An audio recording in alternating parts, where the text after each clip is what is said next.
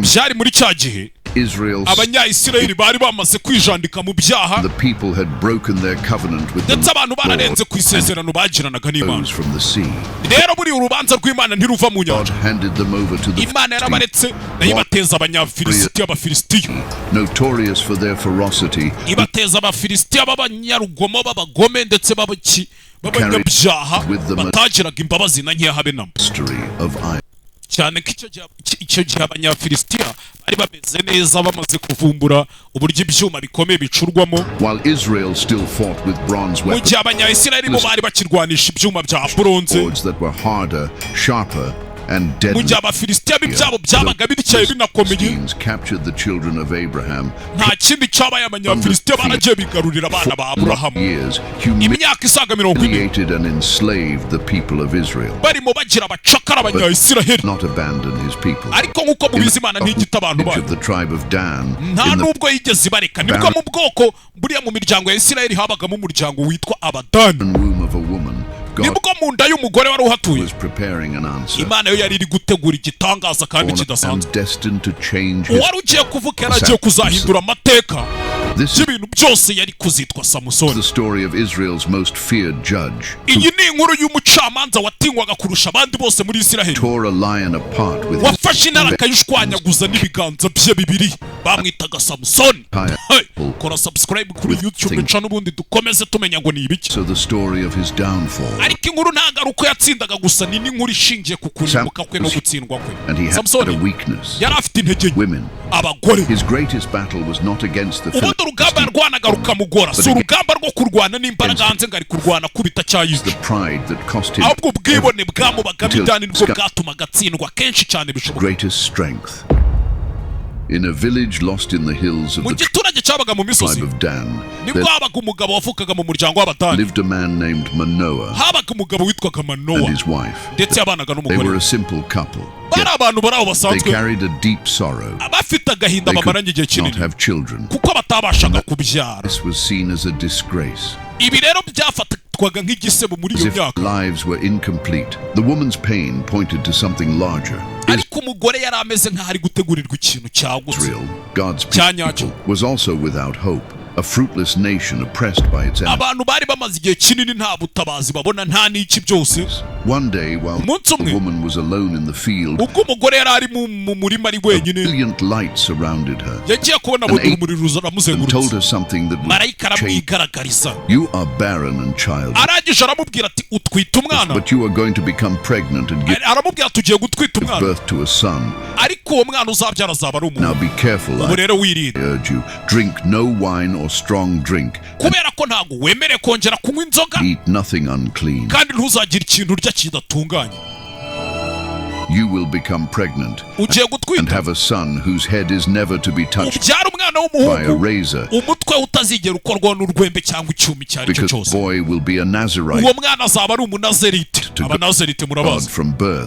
And he will begin to deliver Israel from the hands of the Philistines. Still trembling with emotion, ran and told her husband what had happened. He asked God to send the angel back so they could fully understand everything they needed.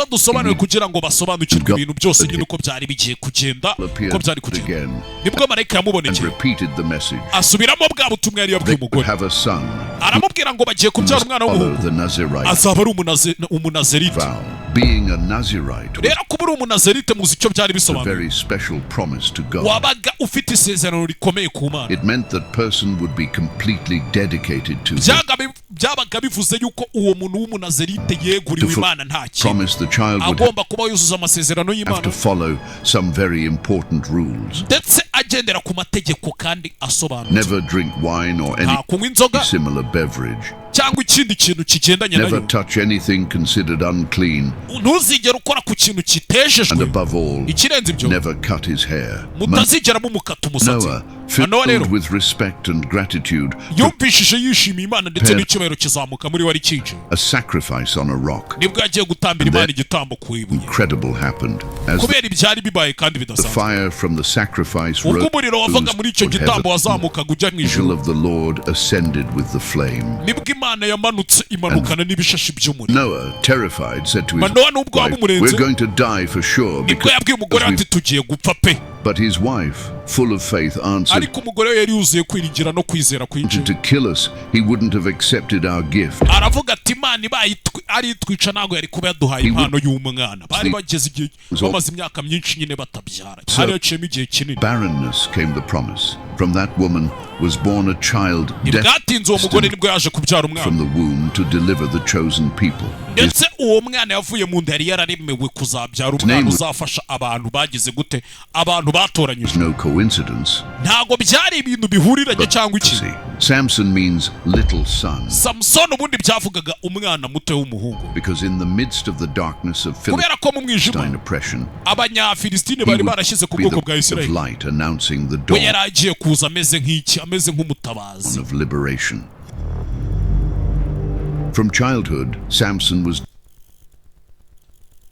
different. The Spirit of God began to move in him, nibwo umwuka w'Imana watangiye kugenda muri uwo mwana, giving him incredible strength that ndetse uwo mwana avukana imbaraga zidasanzwe no one could explain. Ku buryo nta muntu wari kubasha kuzisobanura. His muscles grew stronger. Uko imyaka yagiye kuri inyama ze z'amaboko zagiye zikomera. But a much greater battle raged within him. Ariko ubona ko muri we afite umutima wo kurwana urugamba. To obey God and fulfill the purpose for which he was born. But ababyeyi bicyo bagombaga gukora nukubaha Imana ndetse bakuzuza isezerano Imana yabahaye. Wanted to be a normal young man and do whatever he pleased. Ndetse yari gukora ibyo ashaka byose. Between obeying God and following his own desires. Bipfa kuba byari birimo kubaha Imana no kugendera ku byo. Accompany him throughout his life and very soon would bring him many troubles. Ukuntu yari ateye muri w'indani byari bigiye kumukurura ibibazo uwo mwana nubwo yari yaravutse yari afite kwiyemera kwinshi muri. When Samson became a young man, Samson akiri umwana muto. Everyone in Israel knew of his incredible buri muntu wese wo muri Isiraheli yari azi ngo Samson ni ibiki bitebye. Strength,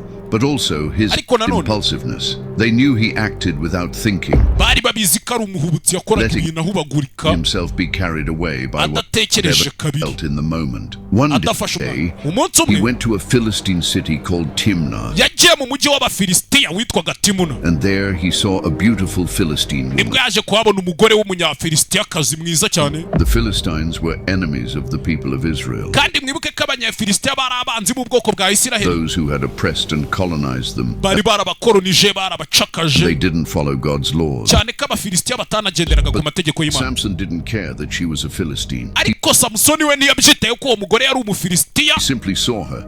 We yaramwiboneye gusa. In that instant, he decided she had to be his. Aravuga ngo uriya mugore agomba kuba uwanjye. He returned home. Ubwo yasubiraga imuhira. He told his parents, "I've seen a woman in Timnah." Nibwo yabwiye ababyeyi bati nabonye umugore muri Timuna. One of the Philistine daughters. Ndetse n'umwe mu bakobwa Get her for me as my wife. Uriya mukobwa niwe nshaka ko munzanira nk'umugore wanjye. Murumva amahano ya mbere Samsoni yakoze. His parents were stunned. Ababyeyi be baratunguwe. Said to him with concern. Barangije baramubwira basa nk'abatunguwe. Isn't there a woman among your own people? Baramubwira batese Samsoni. Tuvuge ko muri aba bakobwa bose b'abanyayisiraheli b'abayahudikazi. All our relatives. No muri bene wacu bose. That you have to go take a wife. Nta mugore wabonyemo ku buryo uncircumcised Philistine. Ujya kuzana umugore umuvanye mu bwoko bw'abatarakebwe b'abanyefilisitiya batasiramu. Samson's parents knew that marrying a Philistine was dangerous. Samsoni yari abizi ko gushyingiranwa n'uwo mugore w'abanyefilisitiya ari ikibazo. Could lead him to break his covenant with God. Ndetse ko byari kumujyana kure y'Imana bigatuma yica isezerano yari afitanye n'Imana. But logic didn't work with Samson. Ariko kuri Samsoni gutekereza kabiri ntabwo byabaga ari ibintu bye wapi. His answer was blunt. Get her for me. Ibisubizo bye byabaga biza bimeze ubona ko wagira ngo arahubutsa ahita avuga ati nje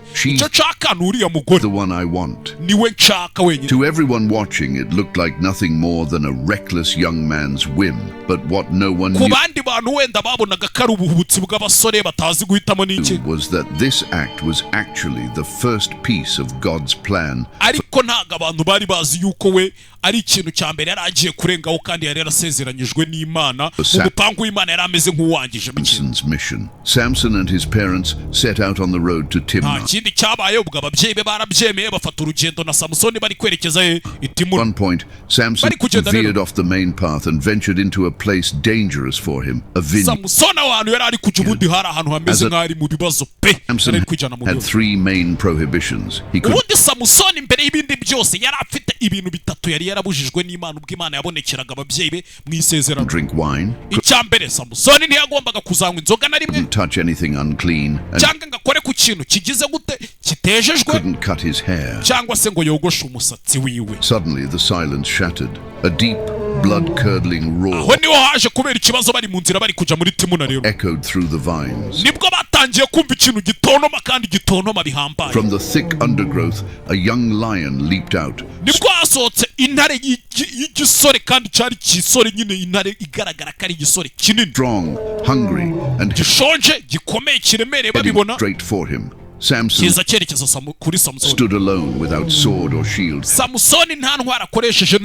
completely unarmed in the face of certain death. But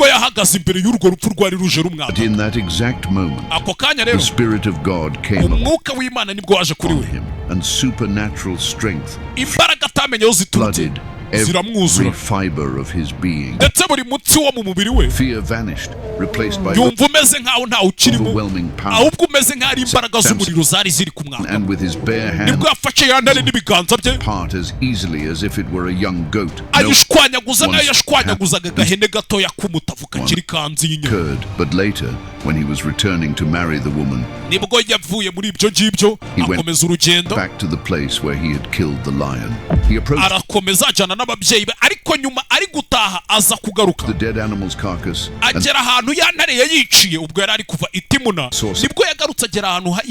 something incredible. Inside it was a swarm of bees that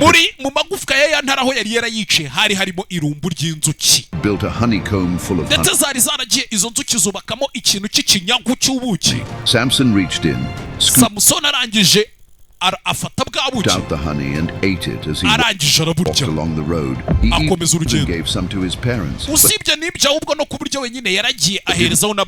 came from the dead lion's body.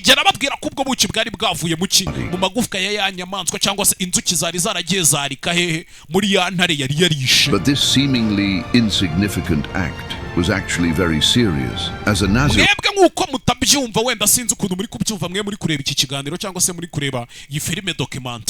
ntago nzi ukuntu muri kubyumva ariko reka mbibasobanure neza. Ubundi Samson mu masezerano yari yarahawe n'Imana nuko atagombaga kuzakora ku kintu kigize gute kitejejwe, kandi mwibuke iyo ntare yari yarayishe ikintu gipfuye ntago kiba cyejejwe, ikintu kipfushije. Ari nayo mpamvu akenshi uzabona n'itungo ryipfushije nta muntu ujya urirya. Samson wasn't supposed to touch anything Samson ntago yagombaga ubundi kuzapfa akoze ku kintu kitejejwe, unclean, especially not an animal's corpse. by'umwihariko ku murambo w'inyamaswa yipfushije. Playing with the boundaries of his calling. Muri kumva neza ko yari amaze kurenga umurongo wa kangahe nk'uwa kabiri. Kuko bwa mbere yaragiye gushyingiranwa n'umugore wo mu bwoko bw'abatarakebwe w'umufilisitiya, bwa kabiri yari ari ubuki buvuye mu nyamaswa itejejwe, and testing how far he could go without losing God's blessing. Yari ameze nk'umuntu uri kugerageza Imana avuga ati subundi nagera kureba ingana iki ntabura umugisha w'Imana, Imana itanyambura umugisha cyangwa indakare. Samson's wedding day arrived, and umunsi ubukwe bwa Samsoni rero waje kugera. As was the Philistine custom, the celebration byari umugenzo w'Abafilisitiya would be a grand feast, ko hagombaga kuba ikirori kandi gihambaye, ikirori kinini 7 full days. Byagombaga ubundi ibirori byabaga bigomba kuba byibura iminsi 7. Abundant food and drink, music, ibyo kurya, ibyo kunywa, imiziki everywhere, and ibintu byose. 30 young Philistine men rero nibwo hari Abafilisitiya basaga 30 b'abasore chosen to accompany bari batoranyijwe ngo bazaherekeze Samsoni n'umugeni. It was like a trap for Samson. byari bimeze nk'ari umutego ariko Samsoni yatezwe ntiyabimenya. You must remember something important. Tubanze tugire ikintu kimwe twibukiranwa ya hano. Samson had made a vow to live differently Samson ubundi yari umuntu wari wararahiye ko agomba kuba hatandukanye. Excesses like drinking too much wine. Atanywa inzoga uwo munsi yaragiye anywa inzoga nyinshi. Samson was determined to impress everyone and kugira ngo yemeze abantu bose. Show off his cleverness. He abereke ko ari umuhanga. Rero Samson nibwo yagize gutya kugira ngo agaragaze ubuhanga bwe. In a booming voice, mu kijwi kiremereye, he announced to the 30 Philistines, nibwo yabwiye abafilistina arababwira ati, urumva ngiye kubaha ihurizo uzaritsinda nzamuhera. Out of the eater came ati mu kiryi something to eat, havuyemo ikiribwa, and out of the strong came kandi mu gikomeye something sweet. havuyemo ikiryohereye. If you can solve this during the 7 days, arangije arababwira ati iryo hurizo mbaye ni muri nsubiza mu minsi 7, I'll give you 30 fine garments, zabahereza imyitero 30 myiza, but if you can't figure it out, ariko nimutabasha kubinsubiza, you'll give them to me. nanjye muzansubiza nk'ibyo, nanjye muzampa nk'ibyo. Everyone was deeply intrigued, abantu bose byarabacanze, puzzling over the riddle. ndetse byari ihurizo rikomeye. Whole days passed, but iminsi 3 yarashize, no one could find the answer. nta muntu urabona igisubizo. Men grew increasingly nervous and desperate. On the bitangira kubarenga, ubwoba burabarenga. 4th day, they made a cruel decision. nibwo bafashe umwanzuro wabo, threatened Samson's wife. bagiye gutera ubwoba wa mugore wa Samson. Your husband to tell us the answer, baramubwira bati genda ubwire uriya mugabo wawe yakubwira igisubizo, nawe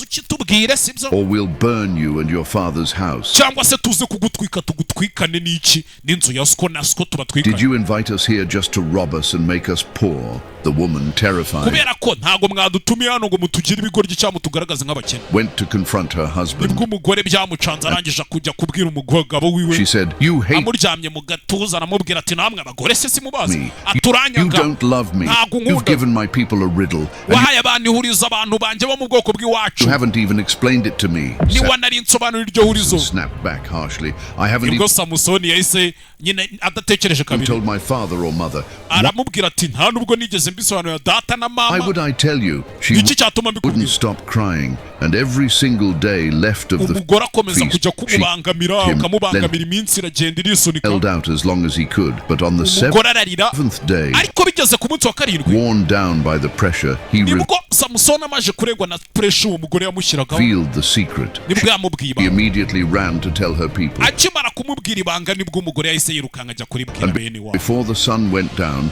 the Philistines gave Samson the answer. yamusobanurira igisubizo cyose, nyine umugore ahita ajya kubivuga, bibwira abafilisitiya bagenzi be. mbere y'uko izuba rirenga bahise baza bamuzaniye igisubizo. What is sweeter than honey? baramubwira batese, Samusoni, ni iki cyaryohera kurusha ubuki? What is stronger than a lion? kandi ni iki cyakomera kurusha intare? Samson felt utterly betrayed. Samusoni yumvishije agambane n'umugore we. umugore we niwe wari wagiye gutanga igisubizo, kuko Samusoni murabizi yari yarariye ubuki bwavuye mu ntare, kandi ari we wayiciye. murumva igisubizo yari yakimuhaye. At them with rage, he shot back. If you hadn't plowed with my heifer, arangije arababwira ati, mwabaginga mwe mutaza kuba mwantereye ubwoba umugeni wanjye, would have solved my riddle. ntabwo mwari kuba mubashije gusubiza ihurizo With ryawe. these words, Samson was telling them they had used his wife to get the answer. yari ari kubabwira ati, nyine mwakoresheje umugore wanjye kugira ngo mumvanemo igisubizo Like nkibabwire. farmer uses an animal to plow the field. The game had turned into humiliation. umukino wari uhindutse igisebo rero ugarutse kuri Samusoni atsinzwe. A terrible disgrace for him. ndetse cyari n'igisebo Then the gikomeye. Spirit of the Lord came upon him with nibwo umwuka w'Imana wamujeho, incredible power. nanone urongera With umuzengurukaho fury, n'umujinya he mwinshi. went down to Ashkelon, arangije aramanuka yerekeza mu kibaya cyitwaga Ashkelon, Philistine city. There, wari umujyi he w'abafilisitiya. killed 30 men, arangije aragenda yica abagabo 30, stripped them of their clothes, abambura ubusa, bambura give imyenda. them to those who had solved the riddle. arangije ya myenda arayizana, Furious and deeply wounded by his wife's betrayal, abazanira imyenda ayihereza ba bandi bari bamutsinze n'ubundi. he returned to his father's house. ataha kwa papa we n'umujinya mwinshi n'agahinda adashyingiranwe n'umugore we. As the days passed, iminsi imaze gutambuka ari myinshi rero, Samson's anger cooled, and he umujinya umaze gutuza, decided to try reconciling with his nibwo wife, yavuze ati, reka ngende nongere niyunge n'umugore wanjye. carrying a young goat as a peace offering. nibwo yagiye iwe umugore wiwe, cyangwa se wabasubira muri wa mujyi wa Timuna, ajyanye akana gatoya k'ihene. But when he arrived, his ariko ubwo yageraga nk'igitabo, father-in-law slammed the door in his face and said, yaragiye I sebukwa amukubita urugi mu maso, truly thought you hated her. That's aramubwira ati, nari nzi kuriya mukobwa why umwaka, I gave her to your companion. niyo mpamvu namushyingiye mwene But wanyu. look, Her younger sister is more ariko reba n'ubundi afite murumuna we kandi murumuna we ni umukobwa mwiza. Samson's composure shattered. Samusoni byaramucanze ararakara n'umujinya mwinshi. The very reason he had ventured into enemy territory yibaza impamvu yaje muri ayo matware y'umwanzi had been handed over to another man like she was property. ndetse n'uburyo umugore yari yaritereteye bari baramushyingiye undi mugore. His humiliation transformed into an ice-cold fury. And through clenched teeth he declared, "This time I'll be blameless when I harm the Philistines." The offense wasn't just against him, it was against his honor and against his God. The Philistines would pay. But how could one man punish an entire nation? Then Samson devised a plan as strange as it was. Went out to hunt foxes.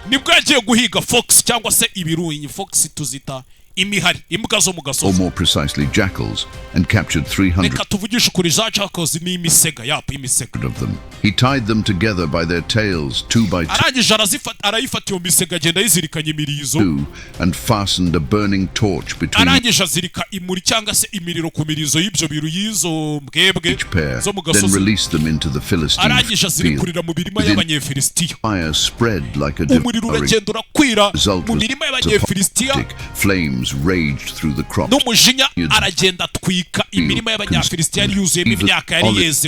Destroyed. The impact was devastating. An entire land that sustained the smoke and flames. When the Philistines saw the destruction, they demanded to know who had done such a thing. And the answer came quickly. It was Samson, the Timnite's son-in-law, because the man gave his wife to his companion. The Philistines sought revenge. They went to the and set it ablaze, burning Samson's wife and her father alive.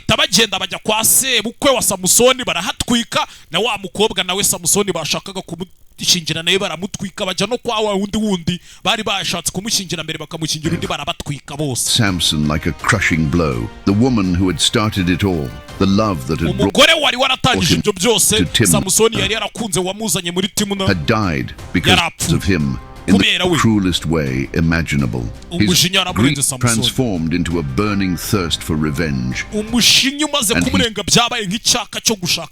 swore before heaven, "Since you have done this to me, I swear I will have my vengeance on you, and only then will I be satisfied." And Samson kept his word. He fell on them like a storm, unleashing his strength in a merciless slaughter. The air filled with screams and the ground. After the massacre, Samson withdrew, exhausted and with his heart still burning, and sought refuge in the cave at the rock town.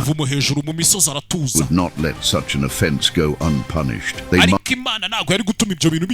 marched against Judah and made camp in the region of Lehi. The men Judah, terrified, asked, "Why have you come up against us?" They answered, "We have come to capture Samson and to do done to us." The message struck the hearts of the Israelites like an iron blow. Samson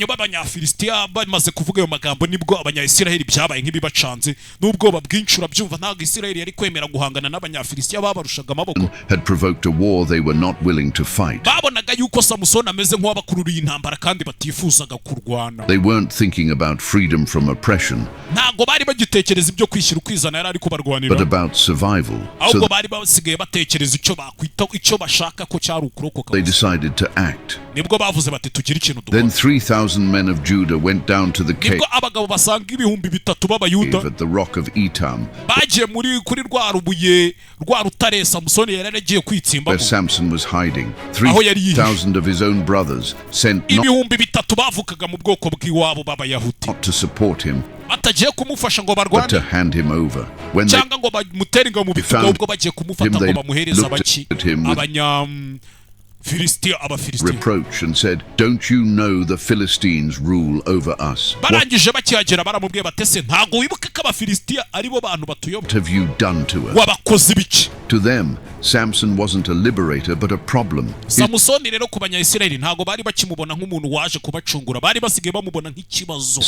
had ignited the Philistines' wrath, and his people, instead of rising up alongside him, chose to subdue him to save their own necks.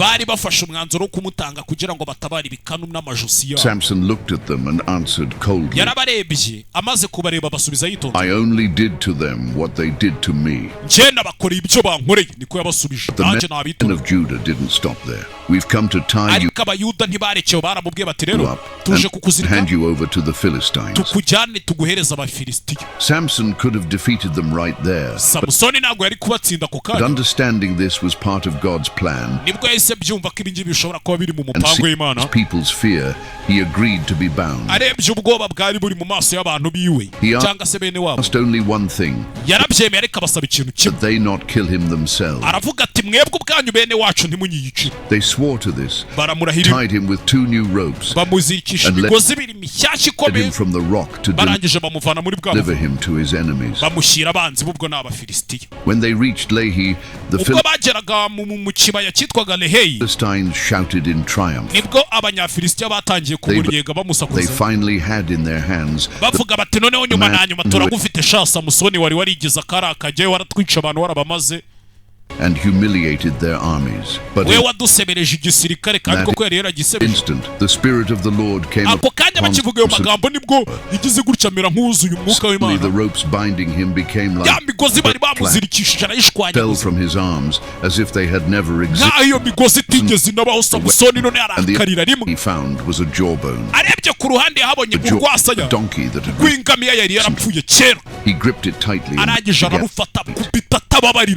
yakukubitiye abanyafilisitiya arabica nta mbabazi Samusoni ntabwo yari asanzwe yabahutsemo arabica. Samson killed 1,000 men. Uwo munsi Samusoni yishe abagabo basaga igihumbi. The field was littered with corpses and he, panting, raised yamijinya bari bafite yuko yabatwikiye imyaka ko yishe abafilisitiya mbere his voice and declared, "With a donkey's jawbone none yakoresheje urwasaya rw'ingamiya I have made donkeys of yarabishe. With the donkey's jawbone I have killed 1,000 men."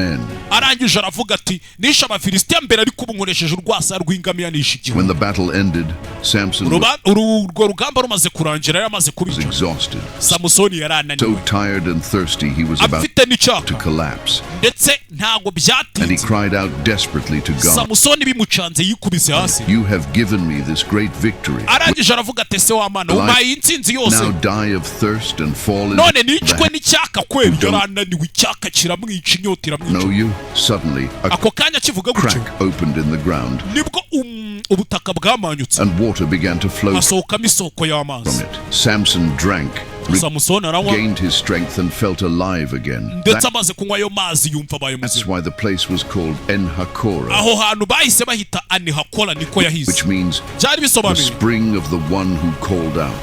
After that, Ani-Hakora byari bisobanuye ngo ni isoko y'uwayihamagaye iturutse ku Mana. victory, Samson officially became a judge of Israel. Samusoni yahindutse umucamanza mu bwoko bwa For the Isirayeli. next 20 years, Imyaka isaga 20 Samson yose led his people. The ayobora abanyayisirayeli, Philistines feared him. ndetse abanyafilisitiya bose bamutinya bavuga baturiya ni Samusoni umumenyereye arakwica nta mikino. Though they Baragenda batinya abanyayisirayeli, still ruled the land, they couldn't rest easy knowing that at any moment ariko nubwo bayoboraga ubwoko abanyafilisitiya nubwo bayoboraga bakagera no muri Isirayeli yego bahayobora, Samson ariko baravugaga bati hari umugabo umugabo umwe atunaniye might strike again. babaga bafite ubwoba bavuga batakanya kari ko kose Samson ashobora kuzongera The more akatwataka. famous Samson became, the more the Philistines hated him. His exploits had made him public enemy number one, a uburyo Samson yakoragamo ibintu yangwaga n'abanyafilisitiya byamugize umwanzi wa mbere wabo. ghost who appeared where they least expected and left destruction in his wake.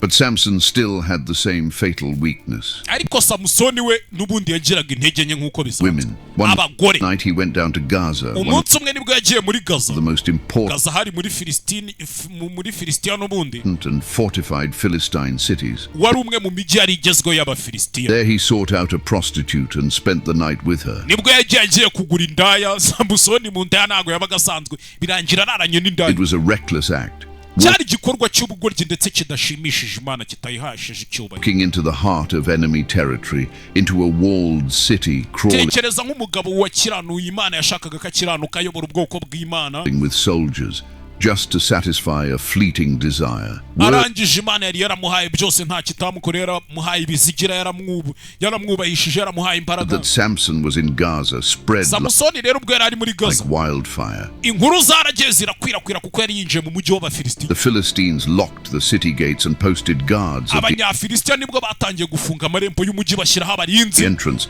convinced ku that marembo. they had baravuga bati uriya cornered. musore ntadusohokane hano, yatwinjire mu matware ntadusohokane. Let's wait until dawn. mureke dutegereze mpaka mu Then we'll rukerero. kill him. They Turaza were kumwica. certain that when daybreak came, Samson would fall into their trap. baravugaga bati mu gitondo arajya kubyuka azagwe mu mutego wabo bamwice. But Samson didn't wait for dawn. ariko Samusoni we ntiyategereje mu gitondo. oya, He rose at midnight and went we straight yakangutse to mu gicuku the nijoro, that protected the city. They arangije ajya ku marembo yabaga arinze were umujyi. massive wooden gates with hari amarembo aremereye y'imbaho kandi akomeye, giant posts and afite ibikingi bikomeye, iron bars, so ndetse hariho n'inkingi no z'ibyuma. one could break them down. nta muntu waba ufite ubushobozi bwa mbere ayo marembo. Samson ripped them out with his Samusoni yaragiye arayajegeza, The weight was ayashinguzamo, probably over 800 pounds. ndetse ayo marembo yari afite toni zigera nko muri 6. But Samson hoisted the entire structure onto his shoulders ayikorera uwumwe, and walked for miles arangije agenda urugendo rusa nk'aho ari until runini, he reached Hebron, aragenda agera i Heburoni, Israelite city perched mu high mujyi w'abanyayisirayeli. in the mountain. arangije yurira ku musozi yuriranye amarembo y'abanyafilisitiya yari yavanye ku mujyi wabo. There he planted the gates like a trophy, a arangije aragenda ayo marembo ayashyira ku musozi, silent and humiliating message. arayamanikayo bimeze nk'aho ari ubutumwa yoherezaga Filisitiya, arababwira ati ntimukamenyere, ariko Philistine walls couldn't stop him. Their security was an illusion, and not even arababwira byari bimeze nk'aho ari kubabwira ati uwo mutekano mwiringiye Imana yanjye hari nta kintu mwabikoraho sha, nta kintu na the most kimwe heavily mwankoraho. guarded city could hold back the man God had raised up. ndetse yari ameze nk'uri kubabwira ati mwe nta The kintu new- mwakora ku muntu Imana yishimiye. Fire. For the Israelites, it was a reminder that God was still with ku them. banyayisirayeli byari bimeze nk'aho ari ikimenyetso y'uko Their judge. Imana ikibarimo, For the Philistines, ariko ku banyafilisitiya bo it was the ultimate mockery. They byari bimeze nk'aho ari had kubanyega. lost the gates that symbolized their strength and bari pride. babuze amarembo yabakingiraga umwanzi, ndetse akaba n'ikimenyetso cy'uko umujyi wabo wari ukomeye, With ndetse n'ikimenyetso cy'ubwibone cyangwa n'iki byose. them, they had lost their honor. bari babuze icyubahiro cyabo. This spectacular and humiliating display of power would soon be overshadowed. ariko ubwo bwibone bw'uyu mugabo ngo ni Samusoni no gukomeza guca amazi abanyafilisitiya ntabwo byari gutinda. Because Samson didn't know that a far more dangerous trap icyo Samusoni atarazi ni uko yari agiye kugwa mu byago kandi bikomeye, was approaching that would seal kubera ko kurimbuka kwa Samusoni kwari kumugeze hafi. his fate. In the valley of Sorek, mu kibaya cyitwaga Sorek Samson's destiny changed forever. niho ibintu byose byari bigiye guhindukira kuri Samusoni. There he met a woman named Dellillah. nibwo yaje kuhahurira n'umugore witwa Dellillah. She was iki cyari igice cya mbere, nzaza dukomeze n'igice cya kabiri sasa, The war. ubundi tuzaze twumve ngo ibya Dellillah byarangiye gute, byagenze gute. iki cyari igice cya mbere, nzaza ejo dukomeza n'igice cya kabiri. icyo usabwa nta kindi, kora subscribe, share na comment. iyi nkuru uyisangiza umuntu uwo ari we wese wumva wakabaye uyisangiza. ciao ciao, bye bye. we kora subscribe aho hasi kuri YouTube channel yanyu Heza Simba Official, ubundi tujye twirasho nk'ibisanzwe. ciao ciao, bye bye. Her cunning was a deadlier weapon. The man who could demolish armies with his bare hands found himself defenseless against her beauty. Samson, capable of killing 1,000 men, couldn't resist one woman. The Philistines saw the perfect opportunity and hatched a plan.